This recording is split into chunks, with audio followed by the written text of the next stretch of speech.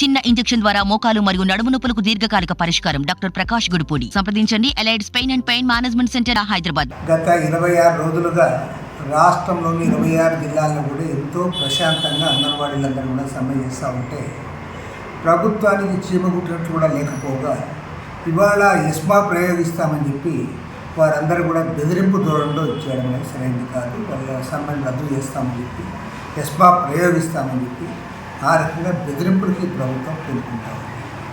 అసలు నేను అడుగుతా ఉన్నా, 1,06,000 మంది అంగన్వాడీ ఉద్యోగస్తులు, కార్మికులు, హెల్పర్లు వాళ్ళందరూ కూడా సమ్మె చేస్తే ముఖ్యమంత్రి గారు ఒక గంట సేపు టైం కూడా కేటాయించడం లేదు. నువ్వు సుప్రీంకోర్టు తీర్పును గౌరవించవు, లేదా చట్టాన్ని అమలు చేయవు. పోనీ ఆ రెండు చేయకపోతే మరి నీవు చెప్పింది ఏమైనా అమలు చేస్తావంటే నీవు చెప్పింది కూడా అమలు చేయవు. నీవే స్పష్టంగా చెప్పావు కదా, తెలంగాణ ప్రభుత్వం కంటే 1000 రూపాయలు అదనంగా ఇస్తానని. మరి నీకు ఇప్పుడు ఏం రోగం వచ్చింది? కాబట్టి నీవు ఇవాళ పరిపాలన గాలికి వదిలేసి ఎమ్మెల్యేల ట్రాన్స్ఫర్లు, ఎంపీల ట్రాన్స్ఫర్లు, ఒకటి కిందికి ఒకటి పైకి, దాంట్లోనే మునిగి తేలుతూ ఉన్నాం. కాబట్టి ప్రజాతంత్ర శక్తులందరూ కూడా దీన్ని ఖండించాలి. ఎందుకంటే ఎస్మా ప్రయోగించాల్సిన అవసరం ఏమొచ్చింది?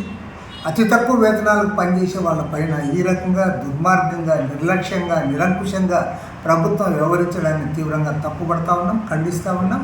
ప్రజాతంత్రవాదులందరూ కూడా దీన్ని ఖండించాలి. ప్రభుత్వం ఇప్పటికైనా సరే వారితో చర్చించి సామరస్యపూర్వకంగా వారిని పరిష్కారం చేయాలి.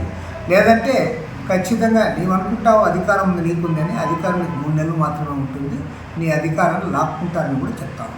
మరిన్ని వీడియోస్ కోసం ఛానల్ ని సబ్స్క్రైబ్ చేయండి. లేటెస్ట్ అప్డేట్స్ కోసం వాట్సాప్ ఛానల్ ని ఫాలో చేయండి. అండ్ లింక్ డిస్క్రిప్షన్ లో ఉంది.